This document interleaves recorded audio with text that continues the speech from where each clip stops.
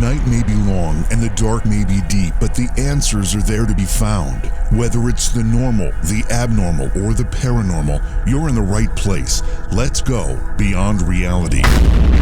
Good evening, good morning, and welcome. It's Beyond Reality. Who was the last one to send me the package of those candied orange slices? Because I've resisted them this long, and I couldn't resist them anymore. And I just had a couple, and they were really, really good, and they make me want more.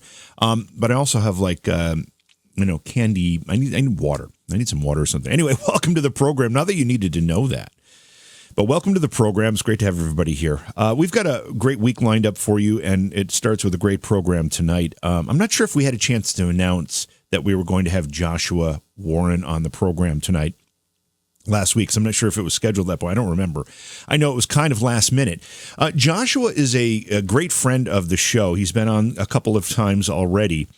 He is a well-known paranormal researcher, investigator. He has done work in almost every particular discipline that falls under paranormal studies, including ghosts, including cryptids, including Bermuda Triangle. He's got several trails that he's blazing himself, and we're going to talk about those tonight. And one of the things we're going to do, if you actually listen to this show for years now, you're probably aware that the first time we had Joshua on the show, we were talking about the wishing machine that he is involved with. And he ended up sending Jason and I wishing machines, and we haven't used them yet. By the way, Jason's off tonight, but we haven't used the wishing machines yet. So I decided that tonight, since Joshua is going to be on the show, we're going to use my wishing machine. We're going to do that at the end of the program. So I don't know how to work it. Joshua's going to walk me through this, and we're going to see how this wishing machine works, and then we'll have an opportunity to judge whether it did what it supposed to do, which is grant my wish. We'll see how that works out. But that's all part of tonight's show. We're going to talk about parasimatics with Joshua. That's something he's been working on. Also, audio files or sounds that are created by sigils or by designs. There's a whole science here developing, and Joshua's going to be able to explain it far better than I can. So we will wait to do that when he gets on the show. Tomorrow night's show, John Hogue, who was with us the night that the Notre Dame Cathedral in Paris burned. Now, John is a Nostradamus expert and a prophet of his own right. And there was an article that had been released right after that Notre Dame fire that Nostradamus had predicted that fire in one of his prophecies. And some people believe that to be true. Others say it's a misinterpretation. John Hogue came on that night and said he thought it was a misinterpretation. But we wanted him to come back because we've never had a thorough discussion on this show about Nostradamus, his predictions, the quatrains, his prophecies. Some people say that if you keep things ambiguous enough, you can slide them into any time frame and say, see, it's coming true. Other people say, no, it's all in the interpretation, and John is going to walk us through all of that in tomorrow night's program. Then Wednesday night, G.L. Davis, who's an author and a paranormal investigator, will be here. He'll talk about true accounts of a couple torn apart by a paranormal entity. It inspired a novel he wrote called A Most Haunted House and Haunted House of Haverfordwest. Both of those books are based on this particular story. So GL will be on with us Wednesday night. And then Thursday night, we've got a couple of guests for you. In the first hour, returning guest Robbie Thomas will be here. He is a psychic criminal profiler, and he'll talk about his new book called Murder, Missing Persons Cases. And then in the second hour, Lee Roberts will join us. He's a UK ghost hunter. He will be talking about famous England or UK hauntings that he has investigated throughout England. So that'll be an interesting discussion as well. As you can see, we've got a lot of things coming up. There was one thing I wanted to mention, though. Many of us have these devices in our homes that activate when you say a word. Amazon has one. The Alexa, there's also Siri, which is on iPhones and other Apple products. And there's been suspicion and actual confirmation over time that these devices are listening to you all the time. Well, it is confirmed. People have been looking into this quite a bit, and there's no more mystery about this. The question is, would you let a stranger eavesdrop on what you're doing in your house all of the time? Well, you probably wouldn't do that, but that's essentially what's going on with the Alexa device. The microphone in the Alexa device is constantly listening, and not just listening, but recording what you're talking about. It uses that information, according to Amazon, to help better train and better design its artificial intelligence. However, we also know that employees at Amazon listen to these things as part of their effort to increase the efficiency and accuracy of these AI devices.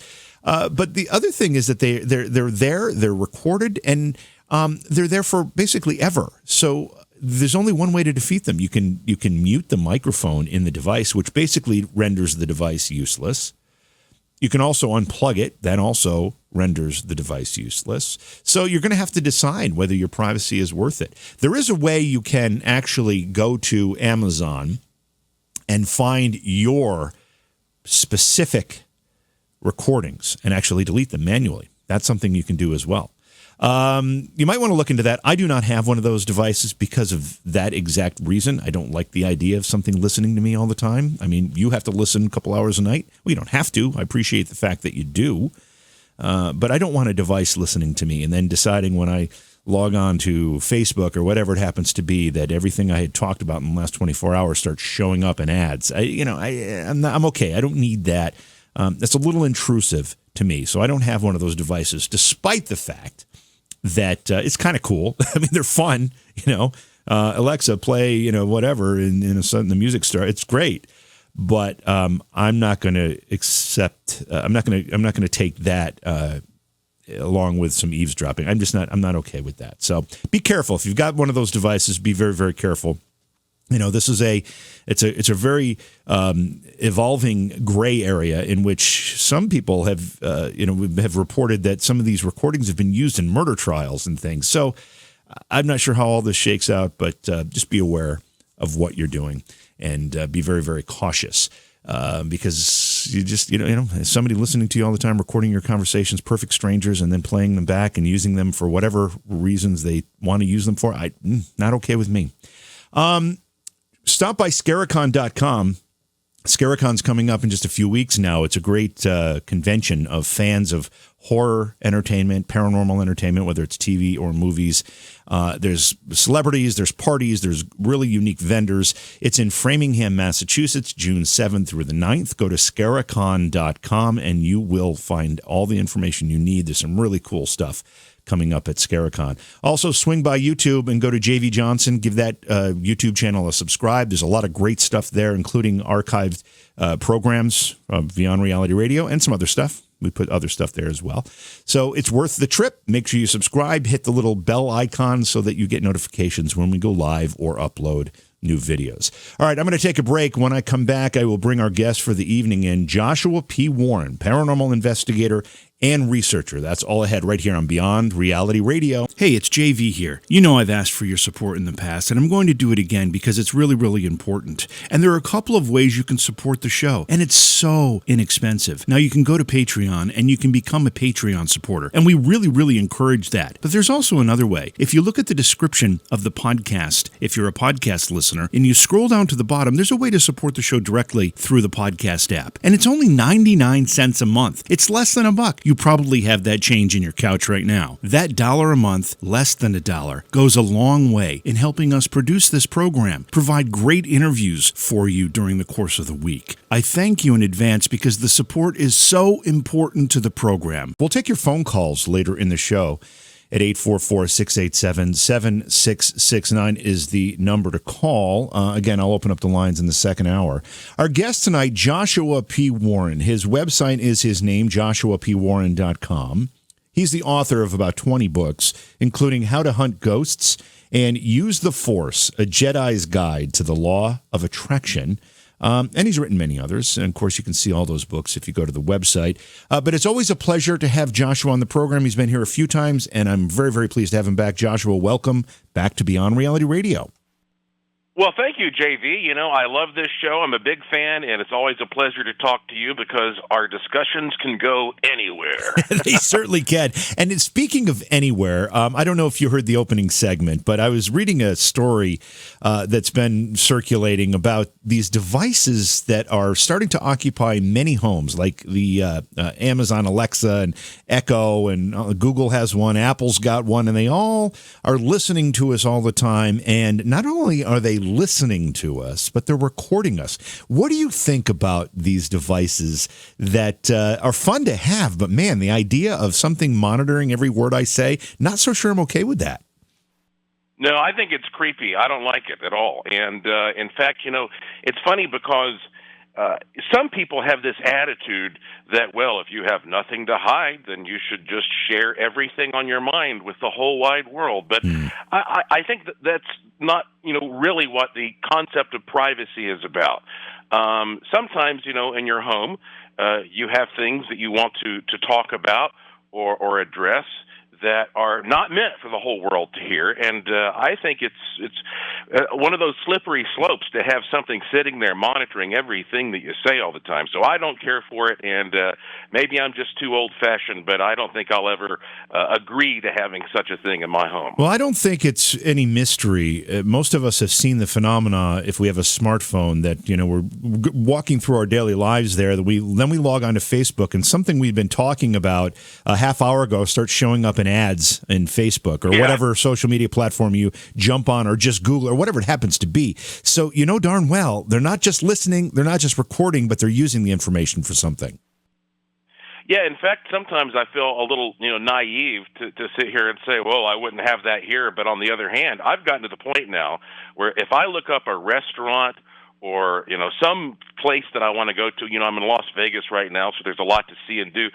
I can't remember all the places that I've been to. I go to Google and say, where have I been before? You know, and it tells me if I've been to this place or not. So, yeah, whether we agree to it, the monitoring is happening already. And so I guess it's just one of those things that we have to face as reality. Wow. Yeah, it's a bit of a scary and, as you said, slippery slope. We've got to be really careful and not surrender our privacy and our freedom so quickly. But having said all that, what have you been up to since you were on the program last? Oh, my goodness. It's been a really busy past year, and that's one of the reasons I'm here in Las Vegas. You know, I'm close to Los Angeles, and I've been doing a lot of TV work, and I'm developing a lot of new projects. As a matter of fact, I created a show here in Las Vegas. I'm an official Vegas showman now. It's called the Creepy Vegas Ghost and UFO Show, 60 paranormal minutes in a bar. And what I love is being able to not only go on programs like Beyond Reality and tell people amazing things, but show them the proof, show them the evidence. And so people come here from all over the world, so we're now showing them some of the best footage. We're letting them touch haunted objects. I mean, that's been an interesting thing to get involved with. But other than that, and by the way, I'm going to be at the Creepy Vegas show this Saturday. If anybody's going to be in town, you can learn about that through my website. But I have been developing what I call parasimatics 2.0. Now, I believe in one of our past conversations, I talked to you about parasimatics in general, right? Yeah, that's right. Mm-hmm. The last time we were together, we were talking about that. So the thing about parasimatics, just to capture this as quickly as possible for people who don't know what we're discussing here, I became inspired by looking at certain haunted objects, like Robert the Haunted Doll, for example, and realizing that under UV light, this doll had this weird little symbol on his sleeve that looked kind of like a distorted snowflake. And I wondered if that was put there ritualistically, because that's always been the rumor. And it turns out that this symbol looks a lot like one of these things called a magical sigil that you can find in books that go back at least to the Middle Ages. And the more I studied these weird symbols and sigils, the more I realized that sometimes they reminded me of the patterns that you could create in water when you place certain tones and sounds in water, and that is what we call cymatics. It's the study of seeing how that matter shapes to vibration. So, for example, there was a a German scientist named Ernst Chladni, who would take these little thin sheets of metal, and he would put salt and sand on them, and just run a violin bow down the side, and you'd see it snap into all these patterns. So I started taking sounds and tones and turning them into images in water, and then turning those into sigils, which I put them freely on my website. People had all these amazing results. Every day I get stories. But then I said, what if I could reverse this? And instead of getting a picture from a sound, what if I could get a sound from a picture? What would a crop circle sound like? What would Stonehenge sound like? What would the Egyptian Book of the Dead sound like? What does $100 bill sound like? I mean, not everything has to be spooky. And so I worked out this method, and I'm sure we're probably coming up on a break here soon, but I worked out this method so that I can take an image of anything, even somewhere that I'll never go. Like, I can take a picture of Mars. I don't have any plans to ever go to Mars in my life, but I can take a picture of Mars, and I can extract a tone from that. And not only is it interesting to listen to the tone, but also you can turn around and create a sigil from that tone when you've retrieved it. Now, I don't know if I am a madman or if I am looking into decoding images in reality, but that's been a big part of what I've been working on for months now. And we're going to talk a lot more about that. And by the way, I would not put you being on Mars past you. I think that's probably something that's very likely down the road. As we get closer, you're going to be one of the first. I'm pretty sure of that. We've got Joshua P. Warren with us tonight, paranormal researcher and investigator. Josh, before we get back into talking about the parasimatics, I want to bring up the wishing machine just for a second, because we talked about this earlier. And the wishing machines that you had sent Jason and I, we haven't tried them yet. We've kind of been waiting for the right opportunity to do it. And I think tonight is the right opportunity for you to guide me through trying mine. Well, you know what? I admire you for actually doing this live on the air, because you know what? I've been talking about this for years, and you're the first person who has ever said, let's educate everybody at once on this, because I know at first the wishing machine sounds like it's just a ridiculous thing. It sounds like a scam. And I bought my first wishing machine, probably about 20, maybe even more than that, years ago. And the reason I bought it is because I love to just experiment with anything that has knobs and dials and switches. I'm a geek. I have a museum. I have a laboratory. I said, what's the harm in trying something out? If I get it and it doesn't work, well, then it's a novelty, and I can put it on the shelf and say, look, this is a thing, a part of quackery, the history of quackery right here, right? So I bought my first wishing machine for $300 from a man in California. At that time, I was at my home in North Carolina. And as soon as I got it, I wished for my $300 back. I thought I was being nice and clever. And the funny thing is, within just a couple of days, I got a call and an email from a big resort in the area, and they said, we have a group of dentists that have a conference here, and they want somebody who can talk for maybe an hour and tell some local stories and history, and they're willing to pay $300. And I thought, well, isn't that interesting? That it's not like a leprechaun came and delivered $300, but it was so synchronistic that was the exact amount that I wished for. So I started taking it seriously, and I started using this thing. And now I could sit here for 2 hours and tell you incredible story after incredible story. But there's no substitute for your own personal experience. Before we get into how you use this thing, I want to explain something sort of fundamental. People think of me, as they should, as a guy who's going out and investigating spooky things, ghosts, UFOs, the Brown Mountain Lights. But I've always been interested in the practical end. In other words, I'm not just trying to be the life of the party around the campfire. I'm trying to figure out, where does the power come from for these things? You see a ghost, people talk about it being some luminous, dynamic thing. Well, where does that power come from? What powers the Brown Mountain Lights? What powers a flying saucer? There's a practical end to this. And so I've always been interested in that relationship between matter and energy. And you could apply that to consciousness as well, right? Like, where does our consciousness come from? So understanding something like the wishing machine, as exotic and weird as it is, may be a component to understanding the relationship that we have with other dimensions. And we just got a picture last month of a black hole. Now, what was that? That was a tunnel to another reality that we got a picture of. We don't know what is on the other end of that black hole. But I believe that we're sort of overlaid with a power supply, and your consciousness can direct that and tap into it, and that's what we're doing here. So before we continue, this is difficult to talk about because it's hard to wrap your mind around, but, does that kind of make sense, the way I've explained why I'm even into this? Yeah, it certainly does. Yeah, and I guess what I need to know, just so we can prepare here, is what am I going to need to do this later? So that, because we're going to do this in the last segment of our conversation together. What am I going to need to prepare? Anything? Well, what are you going to wish for?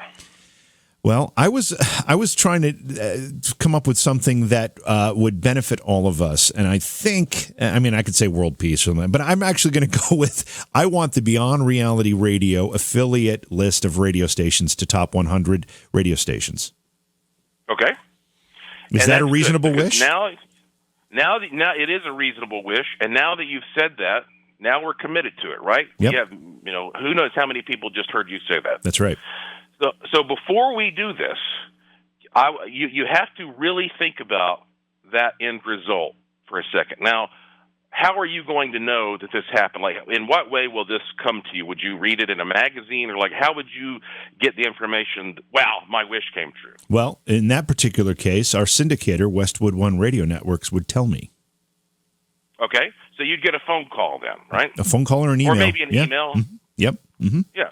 Okay, so that's what we want to think about. We want to think about that end result.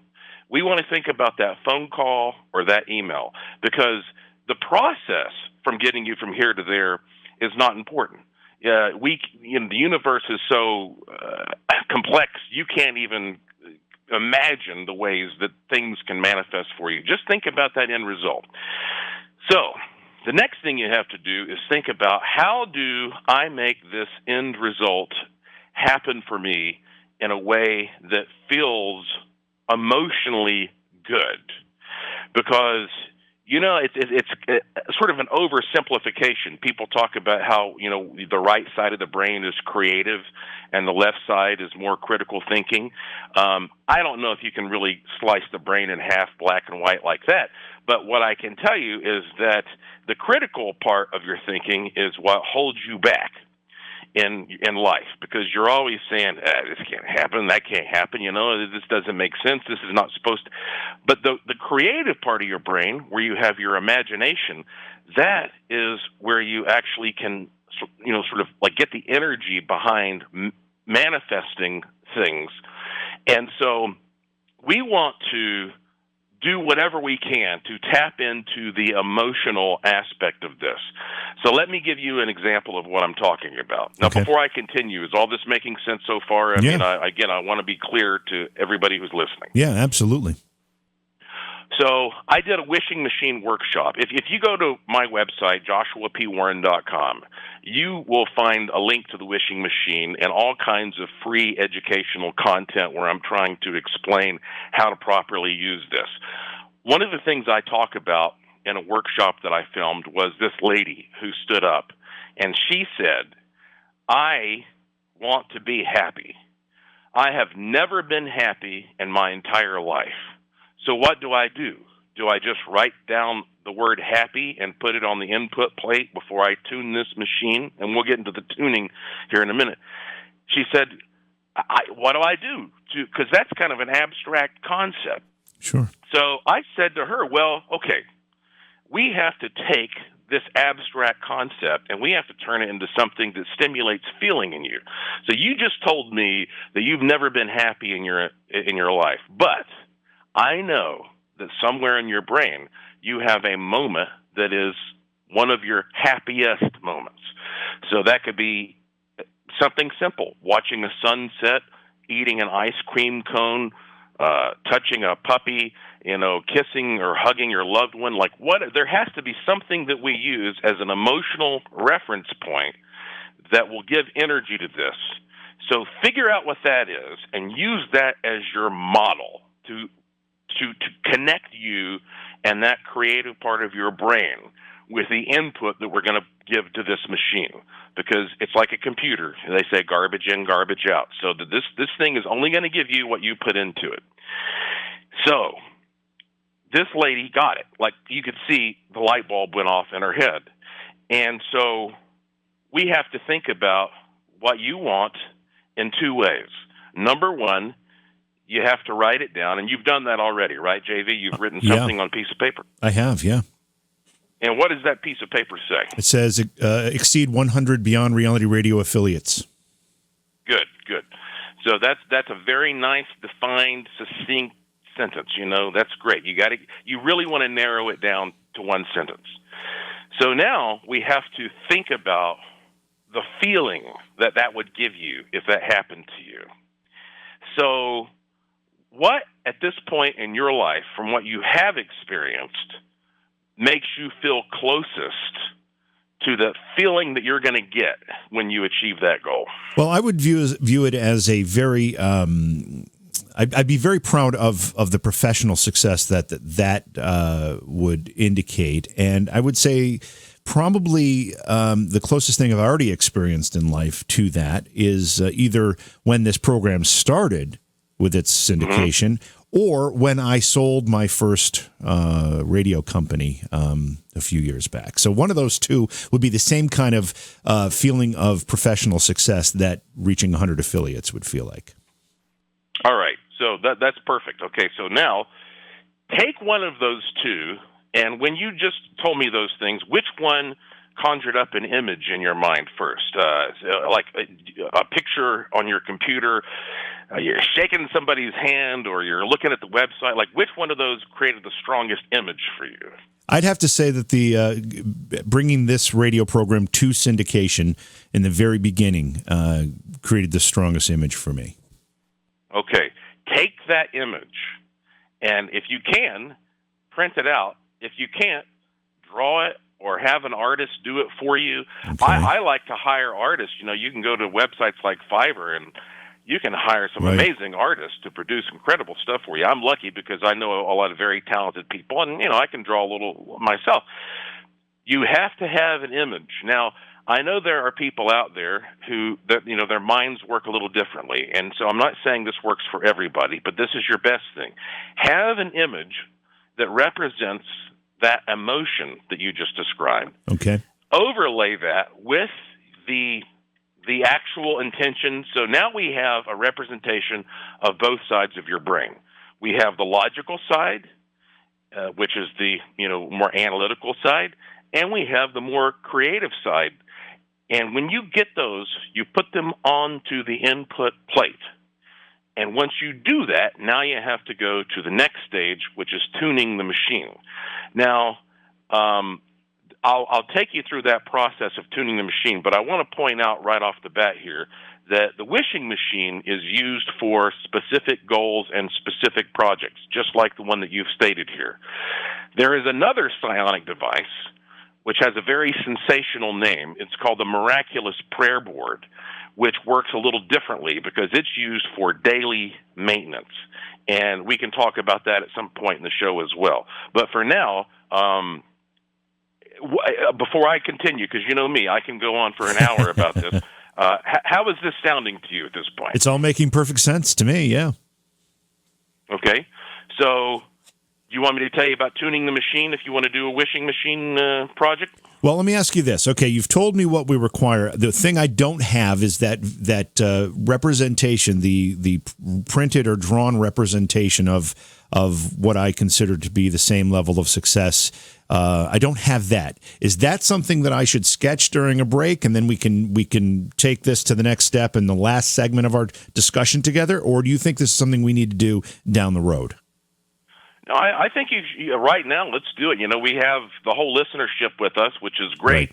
Right. And everybody's going to want to see how this turns out. I mean, this is a real time experiment we're doing. All right, here. then what we're going to do? And so, then what we're going to do then is I'm going to have my producer actually sketch out what I have said I need as a representation here. When we have that during the last segment of the show, which will be after 1:30 a.m. Eastern, we will tune the machine in. We'll put these things on the input plate, and we'll take this from A to Z and go through the process and make it happen. that sounds good. Yeah, All right. that's a good way to keep everybody in suspense a little bit here until the end of the show. That's right. So what we'll do in the meantime here? Go ahead. Well, see, that's one of the great things. Like right now, here you are, you're talking to all these people around the country, if not, multiple countries. It seems like magic. If you had explained this to somebody 100, 200 years ago, they would have said you were insane. Like, you can get on this thing and speak, and millions of people can hear you. It sounds ridiculous. When it comes to the wishing machine, you've got to open your mind. I mean, when Thomas Edison invented the phonograph, people did not believe that could exist. Right. Because they said a sound is an intangible thing, and there is no way to record a sound. It sounds like the dumbest thing ever. How can you record a sound? It's like people used to say rocks can't fall out of the sky. I mean, come on. You look up in the air, there are no rocks up there. And, of course, then we learned about meteorites. Right. So this is one of those things where, like, we need everybody to sort of understand that this may sound ridiculous, but if you have the experience, then the experience will show you the truth. And so, when Thomas Edison would demonstrate the phonograph, people thought that he had a ventriloquist or he had some kind of hose connected to, he was a con man or whatever, and he was faking it. What we're talking about is taking something that seems intangible, like your thoughts, your consciousness, and transducing them into something that changes physical reality. And I have a theory on how the wishing machine works. Nobody knows for sure, but I do have a theory if you want to get into that as well. Guest tonight, Joshua P. Warren. We've been spending the last few minutes anyway talking about the wishing machine, which we're going to actually perform what do you call it? It wouldn't be a ritual. What's it called when you use the wishing machine, Joshua? I call it an experiment. Okay. I mean, like, that's what this whole thing is, because when you're dealing with new and exotic technology and you're trying to figure out, how this may or may not work and what's going on, it's always an experiment. And this is a very complex one because we are talking about that relationship between the mind, the body, and the environment, which is the most complicated subject known to humans. You're doing a great experiment here, and all the listeners get to see for themselves how all this works. And we'll do that in the last segment of the program, so about 45 minutes from now. So we have about just a minute and a half here, quick segment because we went long in the last segment. I want you to take just a moment and tell the folks the variety and the range of the works you've done, your books that are on the website. I know you've covered so many different topics and so many different disciplines. Just give folks a taste of what's there. Well, thank you for asking me to do that. I'm sort of living proof of what I'm telling you about, manifestation. I've published over 20 books, including books with big publishers like Simon and Schuster. I've been on the History Channel, Travel Channel, Discovery Channel, Nat Geo. I mean, I've produced TV series. I've been cast on TV series. I've traveled the world. I mean, I have a wonderful life. And I was just talking to my wife, Lauren, the other day about the fact that if anybody doubts that the stuff that I am doing works, I don't know what to tell you other than just, look at my life, not to mention the fact that I get emails every single day. A guy just emailed me, and I know we're about to run out of time, but a guy emailed me. He said, I took the money sigil from your website, joshuapwarren.com. He says, I went to a casino. I hit 3 jackpots back to back. The last one was $10,000. He sent me a picture of his machine.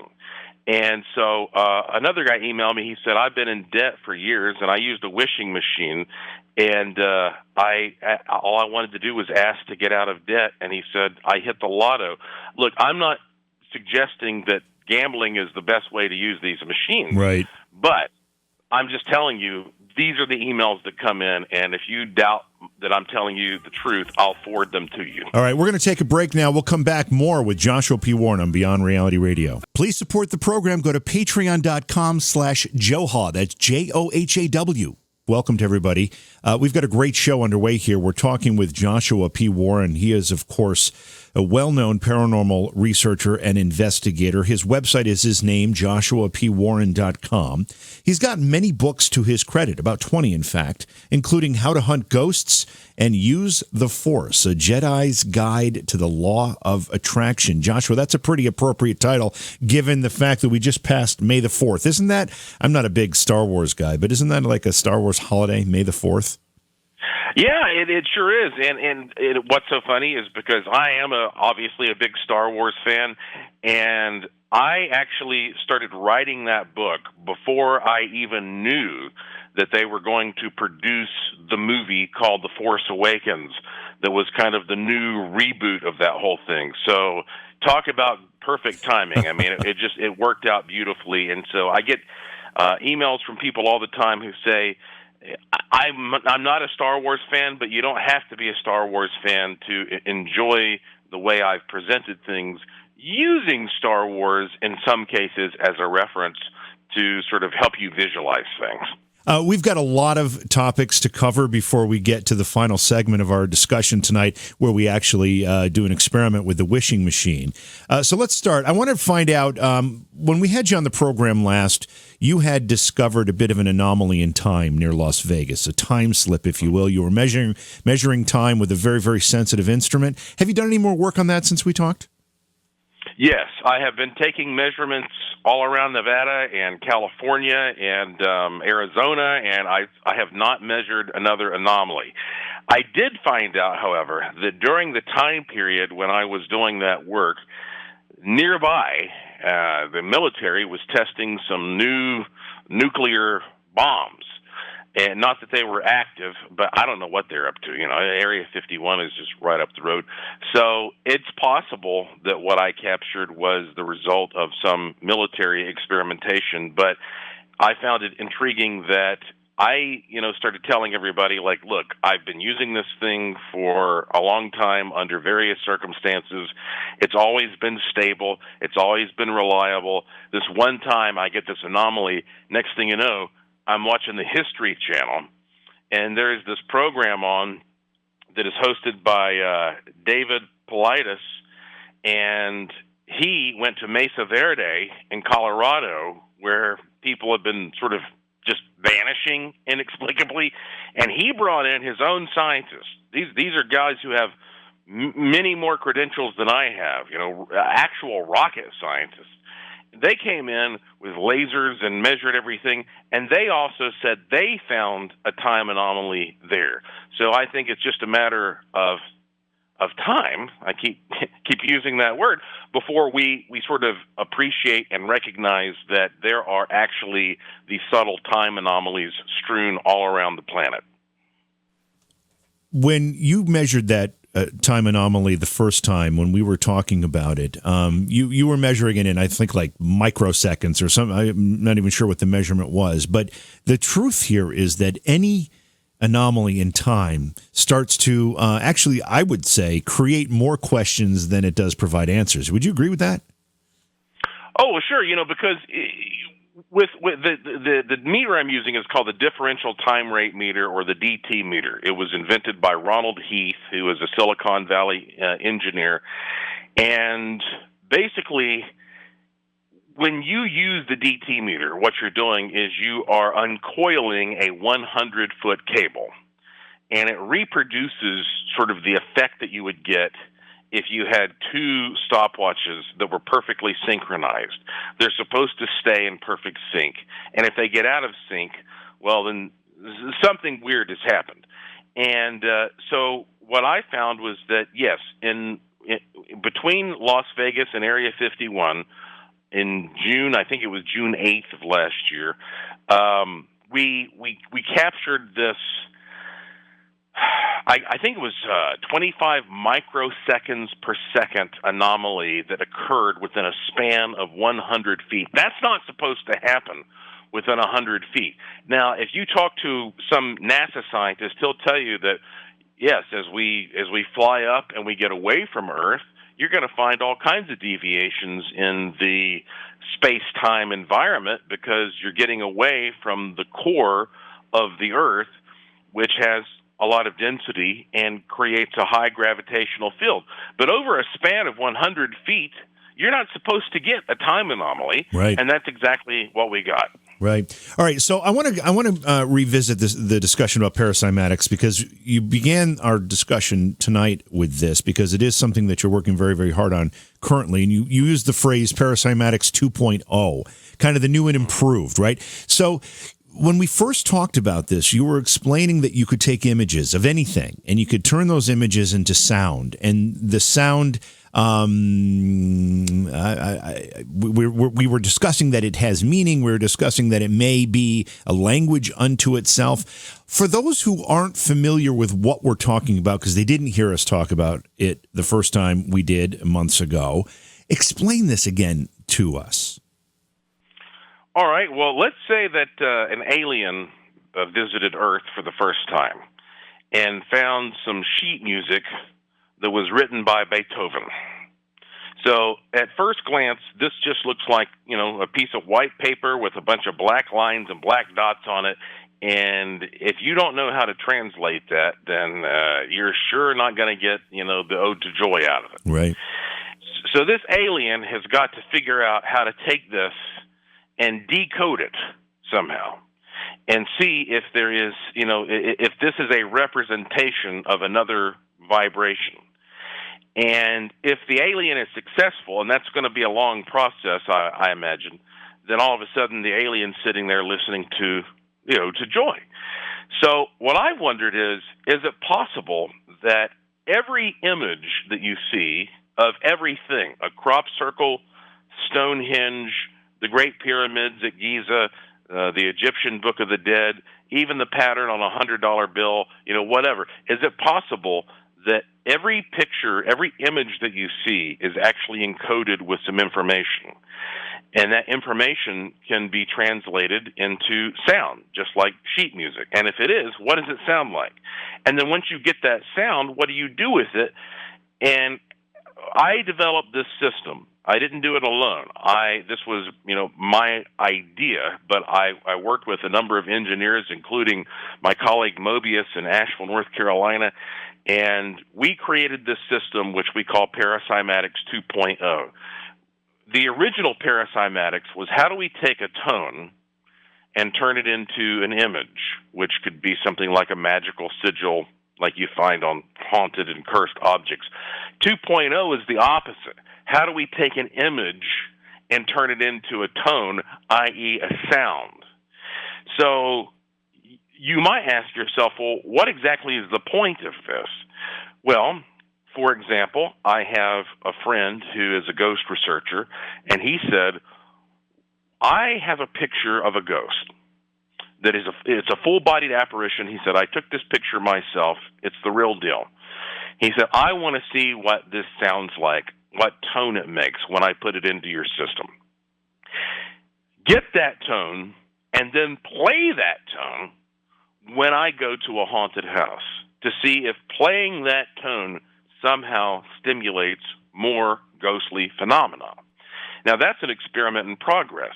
On the other hand, if you take the sigil of a $100 bill, which is, produced by Parasimatics 2.0, you can listen to that, you can meditate on it, you can put that in your pocket, and you'll see probably something amazing happen. For example, if you go to my website, joshuapwarren.com, I have a section called the Curiosity Shop. And obviously, that shop is where I put certain, interesting items because I want to drive people there. So I put the sigil to the $100 bill at the Curiosity Shop. I said, go to the Curiosity Shop, use the $100 bill, let me know what happens, as a sigil. Since then, I have gotten a lot of reports, and this is free, by the way. This doesn't cost you a penny. I've gotten so many reports from people who have had success. I myself took that sigil as soon as I'd gotten it from that tone that comes from a $100 bill. I went to the airport here, McCarran Airport here in Las Vegas. And, of course, in Vegas, there are gambling machines everywhere.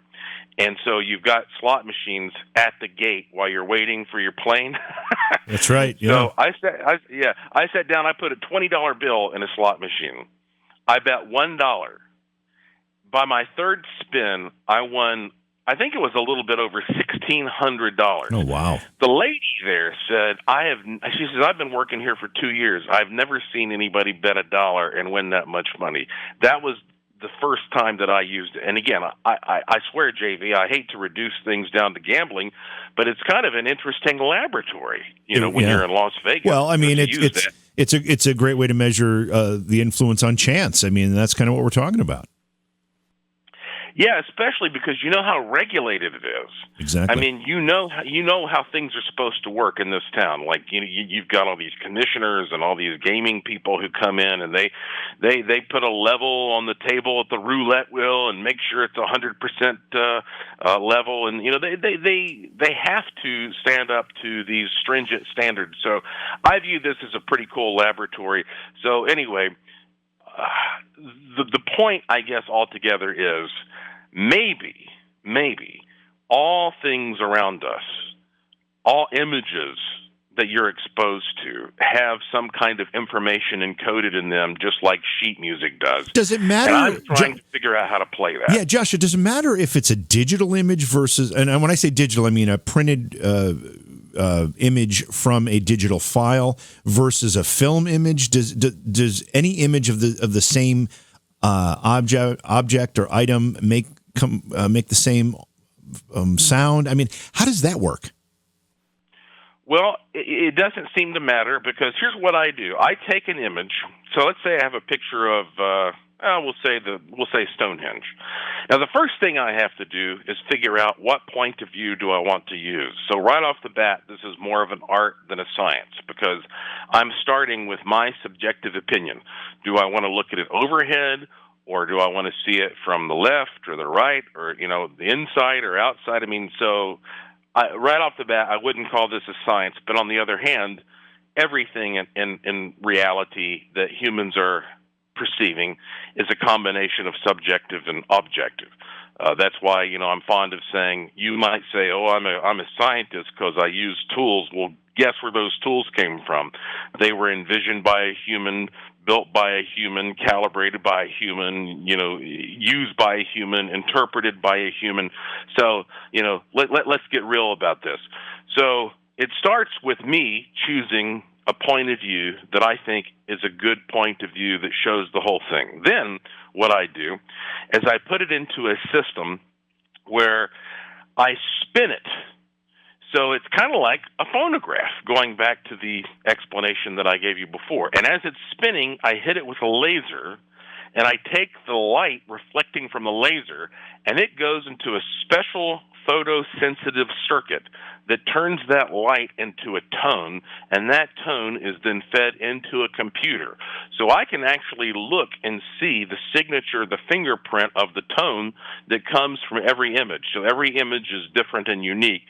And then I have an option. Well, you can just play around and listen to that tone, or you can take that tone and then play it in water, which is what I do to get sigils. Right. And once I play it through water, you see a pattern in the water.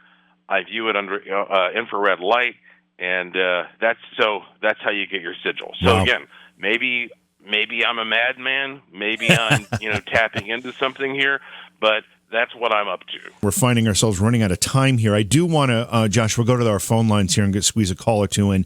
We might only have time for one before our next break, but this is TJ from Rhode Island. Hey, TJ, welcome to the show. Oh, thank you again. Thank you. Hello, Josh. And I've got a two-part question. I'm going to talk quickly to make sure there's room for other people. One has to do with the specificity of detail that you gave to JV regarding how to operate the wish machine relative to what came across as a rather offhand way of describing how you made your first wish with the machine you purchased in California. And the second part has to do with an experience, and it's the obscurity and any insight and analysis you can provide, because I don't have one of your wishing machines. And I have to admit, I'm really not going to be in a position to purchase one, because I want to know what am I doing where something happened, and how do I make it happen again in other areas. And what happened was, for about 6 to 9 months, I have been wishing and hoping that they would show a rerun of an old sci-fi show I loved from the 60s. I'd watch Comet TV and get tired of the lineup. And it was always The Invaders. And this would be on and off, and I would say, it'd be nice, but of course it had a short run. Why would they ever drag that out of the vault and put it on TV? Well, you can imagine my surprise when Saturday at midnight on MeTV, guess what they started showing? The Invaders. Yes. And I never thought for 1 minute that it would ever come to pass. So I'm doing that, I guess maybe, is that part of an experience, because the obscurity of this show makes me feel a little special and involved. But at the same time, I think about money a great deal more, and why can't I make that happen if the forces that are in play with your wish machine are active here, but they don't make my wallet thicker? Great question. Great question, TJ. We only have about a minute, actually a little less right now. We can address it on the other side of the break as well. But Joshua, are those the forces at play here? Yeah, TJ, thank you for that call. And, here's what we have to understand. There is a relationship between the non-physical mold that you create with consciousness and where the physical stuff is directed. So, for example, when you say look at a picture of the electromagnetic spectrum, there's a tiny little sliver of it called visible light. And on one end you have radio waves and microwaves, and on the other end you have X-rays and gamma rays. And some of it is physical because it resonates within the realm that your body resonates in, and so you can touch it. So that means like a radio wave can pass through your body because the radio wave is so different from the frequency of your body that they don't interact. We had to cut our guest Joshua off. He was answering TJ's question. I don't know, Josh, if you want to add to that. I know that TJ was talking about kind of the same forces that we've been talking about in relationship to the wishing machine. Is the wishing machine a tool by which that energy gets amplified, magnified, or concentrated in some way? Well, yes, JV, I believe that's exactly what happens. And, years ago, I teamed up with a man who values his privacy. He calls himself Dr. Mulder, who I believe is the greatest wishing machine maker in the world. And one of the reasons that we teamed up was because we wanted to try to figure out what the heck is going on here. So we created this thing called wishingmachineproject.com. And the machine that you have was made by Dr. Mulder. When you go to that site, there is a ton of free educational content there that shows you how far we've gone, because we don't just sell these things, we keep up with it. We talk to the people who buy them, we survey them, we're trying to figure out how this stuff works.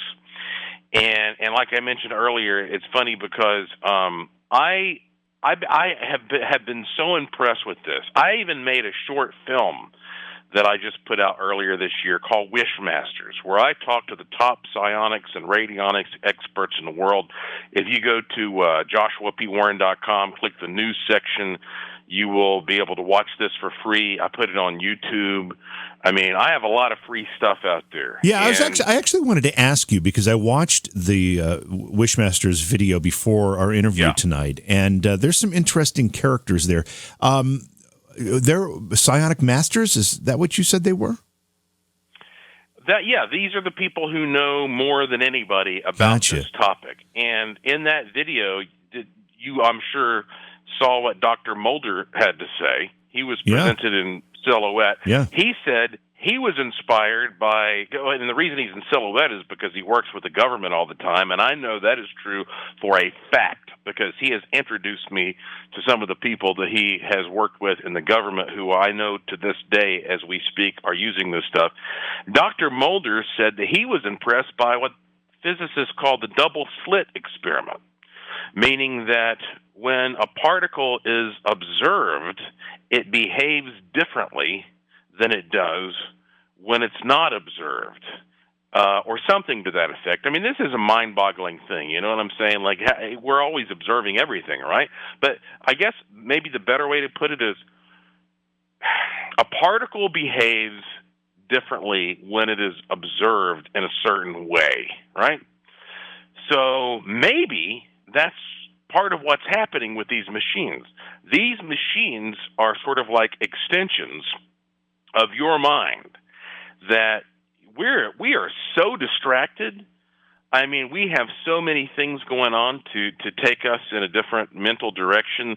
Like 1 minute you say, here's my goal, here's what I want to happen. Yeah. And then all of a sudden you say, well, what am I going to have for dinner tonight? And, what time does my favorite show go on? It may be that these machines act as an extension of your intention that continue to sit there and automate that. So having watched the movie Wishmasters, which as you see is freely available, what are some of your thoughts on how this works? I don't know that I've got any. I am I'm curious. I'm intrigued. I see a connection between what we would call quantum science and dimensional science and thought particles. I mean, there's so many cutting edge sciences that are kind of starting to come together that I almost can see this process by which we're going to actually do an experiment here with this wishing machine. I can see those coming to play here, but I can't explain it. I can't. And not having used it yet, I'm not sure what to explain. Well, getting back to the usage of the thing. So there are different ways, and I explain all this, freely on the website.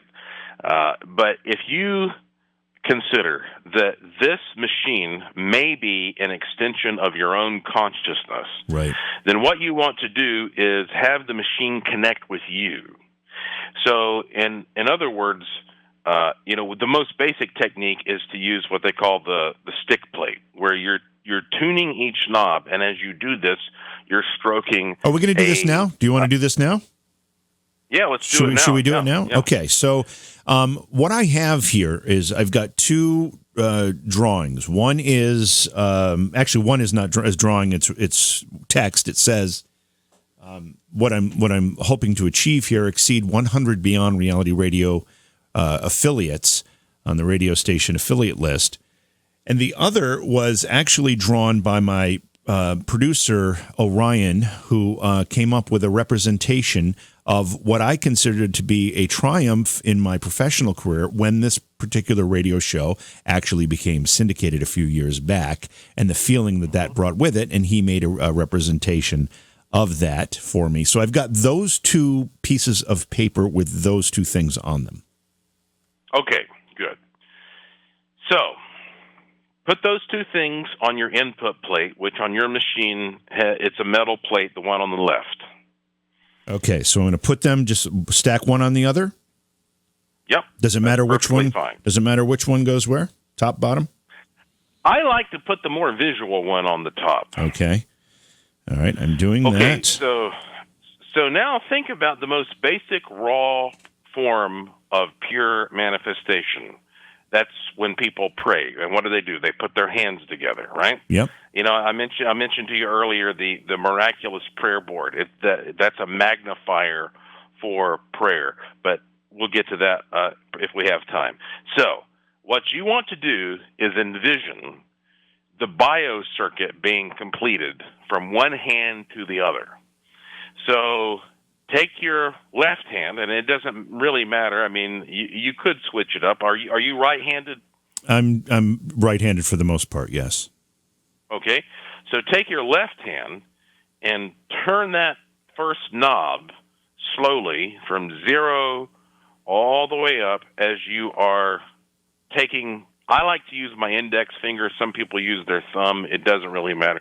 Take one of your fingers, whatever feels right to you, and stroke that output plate until you feel like that somehow your left hand and your right hand have connected.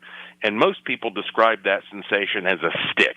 Okay. So what that means is that it might feel like that the plastic on the output plate goes from being slick to being kind of tacky. Okay. And as soon as you feel that, leave that knob in that position. Okay. And now go to the second knob and do the same thing. Okay. And continue this process with every single knob. And once you've done that, you have now completed tuning the machine. Now, there are different things you can do once you've tuned the machine, which kind of vary based on the project. But as far as you're concerned, at this point, I would advise you to take the information that you put on the machine in terms of the written material and the visionary material, and take that visionary thing and just move it from the input plate to the output plate. This is after I've tuned all of the knobs, right? Okay, yeah. Okay, I'm Go ahead working and on take that information, take the picture that you have, and move it from the input plate to the output plate. So what you have done now is you have taken this intention and you have tuned it into your biocircuit. Now, this would seem like ridiculous pseudoscience if it didn't actually work. But for some reason, I call it the greatest placebo in the world. I don't care how it works. What you have just done is you have put this intention into a form that is going to work. So now what you want to do is take that machine exactly as it is. Don't touch it again. Don't turn the knobs again. Okay. Don't do anything with it other than put it in a place of respect and peace and quiet. Okay. And let's see what happens. Okay, and just put it there and wait. We're just gonna see what happens over the course of days, weeks, whatever it takes. Right? Is that what we do? Yeah, because the length of time seems to depend on the magnitude of variables involved in the wish. Okay. So it's a lot easier to get a parking space than it is to get your radio show, at the top of the list. Sure. So it's just like, for example, in my case, I have wanted to produce certain movies and TV programs. And, if you work in the TV business, there are a lot of people involved. I mean, thousands of people. Right. And right. so that's a bigger project. That takes longer. And so I don't know how many moving parts are involved in your particular wish. So I can't tell you in good faith exactly how long to wait to have this happen. But now that you have done this, especially on the air with all of these witnesses, all of these wonderful listeners, yeah. I believe that makes it even more powerful because you have even more people who are contributing their energy to your goal. So if everybody listening offered some kind of psychological or mental support to this idea, do you think that would make this happen quicker? I think so, yeah. Interesting. I'm not sure, but I think so. I mean, because, again, what we're talking about here is taking your thoughts and turning them into molds that the physical part of reality can snap into. So if and when this happens for you, you will, I'm sure, get on this program again and tell everybody, man, this worked, right? Yeah, I'll bring you on and tell you on this program that it worked. And you and I will be talking about a lot more things, too. Well, I'm going to make some other people jealous, because I have a lot of friends in the radio business, and they're not going to probably like that. I'm helping you out here, but yeah, but you're you were smart enough to take this opportunity to say, let's do this as an experiment, and let's just get everybody involved, make this as obvious and transparent as possible. And this is a good way of showing people like how this process works. Now, why does it work? You know, the short and honest answer is we don't know. We really don't know why this works. But here's what I can tell you. In 2013, Scientific American published this article about how Hitachi had developed this little thin sliver of quartz crystal that has an amazing ability to store information. I mean, I can't even remember how we're talking, you know, many terabytes, and it looks like half of a microscope slide. And they say that they believe it can hold this information for millions of years. They exposed it to 1,000 degree Fahrenheit temperatures for hours, and it still held this information. One time I asked Dr. Mulder, why do you think it is that your machines are so effective and work so well? And he said, because I have a special process to select genuine quartz crystals that I put into my machine. And, you know, quartz is a transducer, so just to clarify for everybody, what that means is that it takes energy from one form and it turns it into another form. So you apply stress to quartz, it produces electricity. You apply electricity to quartz, it vibrates. So there is a very special circuit inside of a wishing machine. Now, look, it doesn't make a hell of a lot of sense when it comes to, you know, electronics, but I'm telling you, I think that the quartz has a big role to play here. And what you have just done, JV, is you've involved all of us in this project to transduce an image into a mold into which physical reality shall fall and shape. I'm going to be eager to see how this plays out, and I'm excited about it as well. We've got about 2 minutes left with you here. I did want to ask you one more time about the Creepy Vegas Ghost and UFO show, because you mentioned it briefly in the beginning of our conversation. I want to know why I haven't been there yet, and I want to know more about this because it sounds fascinating. Well, thank you for asking me, and you know, I guess, you know, I'm just delighted. We've talked about the wishing machine. We didn't get to go into the miraculous prayer board as much as I'd like, but you just got to go to my website, joshuapwarren.com, and watch the video on that.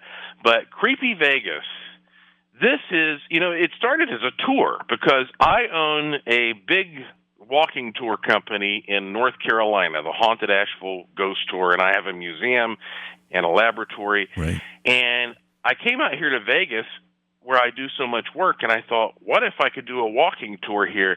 And then I quickly realized that, well, Vegas is a show town, and sometimes people don't want to walk around when it's 105 degrees. So yeah. I turned it into the Creepy Vegas Ghost and UFO Show. Vegas.com. 60 paranormal minutes in a bar. How fitting is that for Vegas? It's perfect. You sit there. It's perfect. You drink. You have your beer. You have your wine. You have your cocktail. You got a big screen there. We show you some of the most amazing, mind-boggling paranormal footage you've ever seen in your life. You get to touch haunted objects, which I'm going to keep as a surprise. And we do this at a bar called Millennium Fandom, which is this really cool pop culture bar where they have all of these like movie prop replicas and stuff, like the Idol from Raiders, and they have stuff from Game of Thrones and Star Wars and Star Trek and Doctor Who and Harry Potter, all this stuff. Yeah, creepyvegas.com. But you see, the thing is, I travel around a lot, so I can't usually be there. But I will be there this coming Saturday, May the 11th. So if any of your listeners want to pay $19.95, which I guarantee you is the best deal you're going to get in Vegas, come out here and see me this Saturday. And thank you, JV, for letting me plug that, because it's just something I do for fun, and people love it. Well, we have an affiliate in Las Vegas, so hopefully that'll help with letting people know what's going on. Listen, Joshua, it's always a fascinating conversation, and it always goes way too fast, and I always end it by saying, please come back. We have a lot more to talk about. Well, it's my pleasure. I love conversing with you about who knows what. Who knows? So you're a great host. Thank you, sir. All right, thank you. Again, the website, joshuapwarren.com. It's Beyond Reality Radio. We're going to watch this wishing machine. Well, we're going to put it in a safe, quiet place, and we're going to watch the results. We'll keep you updated on that. Tomorrow night's program, John Hogue will be with us to talk about Nostradamus.